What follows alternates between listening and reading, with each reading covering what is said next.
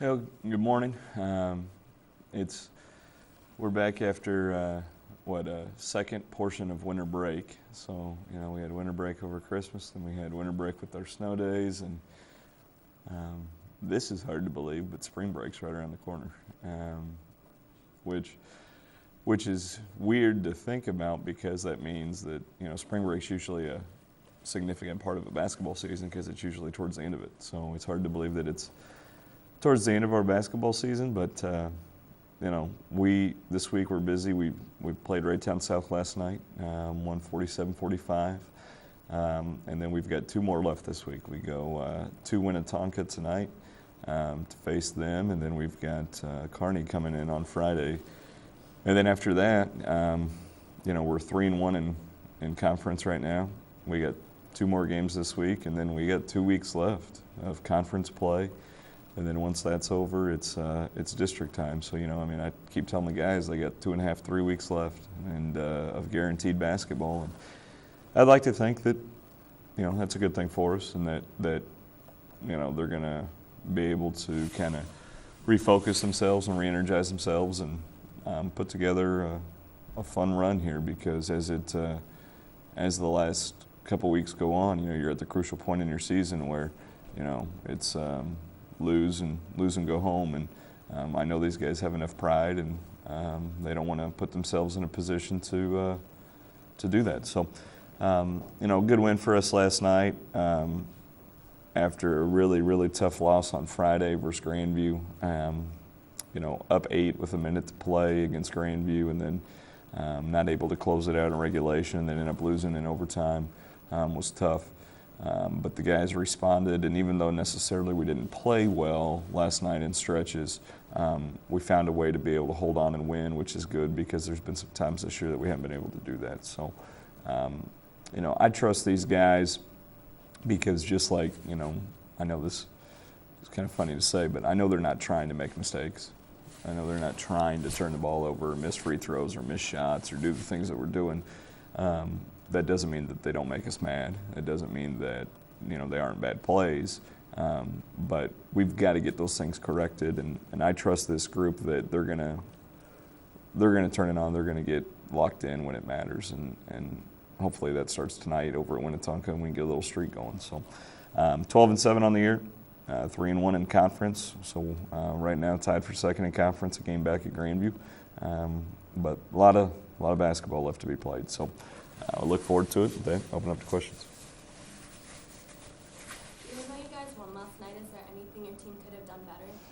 Yeah, we ended the night with 20 turnovers, which I don't expect a team to have 0. But I don't know. Let's just say we have 12 turnovers.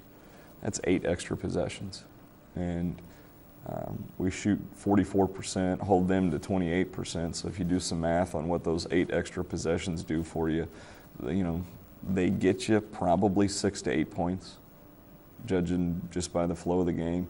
They give you 6 to 8 points. Then when we were up by, 5 or 6 late, we're up by 11 or 12 late instead, and then it doesn't magnify some of the things. So. Got to take better care of the ball. Here's the biggest thing. You can't keep making the same mistakes. You got to get the things corrected that have been a thorn in our side. I'll give the guys credit. They're consistent because at practice they make the same mistakes they do in a game. So we got to somehow get them in practice to not make the same mistakes. But it's such a process to get a team to really click on all cylinders, and obviously I'm the head coach, that falls on me, but the leadership of your team is what's really important to get that going. Another close game for you guys. Does it concern you at all that pretty much every game you guys have played has been close? Well, there's 2 lines of thought to all the close games we've played in. There's no mistaking that they've all been close. So then, theory A is all these close games have made us grow, have tested us, have made us nervous or anxious, or have put pressure on us or whatever, and that's going to pay off in the end. That's theory A. And theory B is quit playing in so many close games because you got to figure out a way to finish them, and the fact that you can't figure out a way to finish games is going to hurt you. So I don't know, which one do you want to choose? Because I sure would like to lean towards the first one, as far as, it's helping us grow and getting us better. And our schedule's tough. We are a Class 4 school, and the teams that we play, the majority of the teams that we play are Class 5 teams. So come playoff time, the strength of schedule is significant for us. Raytown South challenges themselves pretty well, and Grandview challenges themselves pretty well as far as scheduling goes, but there's other teams that maybe don't quite challenge themselves as much as we have. So when you get in a situation where maybe Team A, us, has played in a lot of really close, really tough games, regardless of how they've gone, but they've played in a lot of them, and obviously if you're 12-7, you're doing something right. You've got that in your back pocket versus Team B, who maybe has a pretty stellar record but hasn't played in a lot of close games. When you get into the postseason, weird things happen to begin with, like just because it's the postseason. Then you throw in the fact of, well, maybe the team's not as confident, maybe they haven't played as many close games, and it magnifies it. So I don't have an exact answer. But I'd sure like to think it's part of the evolution of just getting better. We went through this 2 years ago. I don't think 2 years ago the expectation was to make the Final Four by a lot of people, but we took turns making mistakes. We took turns playing well, playing bad. So does it concern me? Well, yeah, because we got to get it right, but not enough to think we can't still be pretty good. So will your strength of schedule play into the district seeding? Yeah, I'd like to think that strength of schedule would play into district seeding. I mean, our, common opponent-wise, we have an advantage. Lincoln Prep's a really good club. They're really, really good. They're 17-2. Their two losses were to two good teams, Rockhurst and Park Hill South. We've played Rockhurst and Park Hill South, lost to Rockhurst by 1, beat Park Hill South.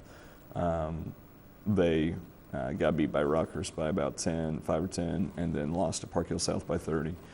So that common opponent is certainly there. And then also, strength of schedule is something that should play into it, because our, Jefferson City is one of the highest enrollments in the entire state, and we played them. And so I'd like to think that it would play to our advantage in seeding, but at the same time, conference affiliation-wise, they don't get a choice to pick some of their opponents, so, that can't necessarily work against them. I think it's more of an on-the-court advantage than, per se, a paper advantage when we go to the seeding meeting, but I don't know. It'll be interesting to see how it pans out, and I know what I think about it, and it's going to be really interesting to hear what other coaches think about it, how much of an advantage or disadvantage the strength of schedule or lack of strength of schedule is. What is the pressure to beat Carney Friday night? Well, I don't know. I think that there's always an immense amount of pressure on our guys, and it's their own fault in a positive way, because what they've done is they've set a bar of a standard of performance that's really high. We're 12-7, and people think the roof's falling in. They feel like we've lost a lot of games. We're 12-7, and we've lost 7 games. 4 of the 7 by 1 possession. 1 of the games in double overtime. 1 of the games in overtime, and 1 of the games by 6. So out of our 7 losses, the biggest margin is 6. I think we're fine. But record-wise, yeah, we wish it was better. We're probably closer to being 15-4 or 16-3 than we are being 10-9. But at the same time, we are 12-7. So I'm kind of off on your question, but the point is this: there's always pressure on these guys. And I think where the great teams that I've ever been around really grow is the amount of pressure that they put on themselves is far greater than any pressure that anybody else or anything else gets put on them for. And so the pressure to beat Carney is certainly there. We have a lot of respect for the program. It wasn't 6 years ago they were winning state championships, played in back-to-back state championships. Well, we've gone to back-to-back Final Fours. There's a lot of parallels between the program, and then in addition to the fact of the proximity, the geographical proximity of it, the fact that a lot of guys know their guys. So the crowd and the atmosphere will be great. It's a home court advantage. We probably played one of our best games of the year against them. So the challenge is going to be, can we duplicate it? But I do think there's an immense amount of pressure to answer your question. Yes, there is an immense amount of pressure to beat them. But for our guys, there's a huge amount of pressure tonight to go and try to beat Winnetonka too.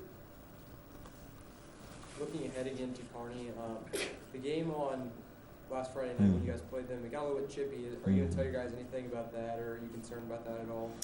Well, I thought that we handled the physicality of that game really well. We like to be physical. We like to play tough, as do they. They have the size and strength to match our size and strength. So, I don't know. I don't want to. Our team is great kids. So I don't want to tell them something that they take so literal that then they go out there and they're not aggressive. So I probably won't address it much with them because what we did the first time without not addressing it before we played them the first time, we were still physical and allowed us to play well against them. So I don't think it's something I need to talk to them about. I just think that we're gonna be ready to play because nobody wants to play inconsistent, nobody wants to play bad. So we're gonna hit that stride at some point. And in this atmosphere on Friday, my guess is and my hope is that everybody's gonna be there. What else you got to do? School's not in session, right? You got all day to play around the house and do all mom and dad's chores and go get your hair cut, your nails done, or whatever else you do. And then you come to the game, right? So I hope that we have a great crowd because that will be something that our guys will feed off of and provide them some really good energy so that against two good opponents or against a good opponent and two good teams on the floor, maybe that is the advantage late is the energy that we have from our home crowd, which has always been just such an advantage for us. So we're looking forward to it. It's we've got that Friday and then two more Fridays and then it's playoff time. So we need to start hitting our stride and use our home court to our advantage. Wrap it up. Like I said, I'm proud of my guys. There's not a group that I've seen in the city that plays harder consistently and that tries harder. Sure, we make mistakes, but that's part of it. I'm just excited for us to grow from those mistakes here the last couple weeks of the regular season before crunch time really hits and we get going in the playoffs.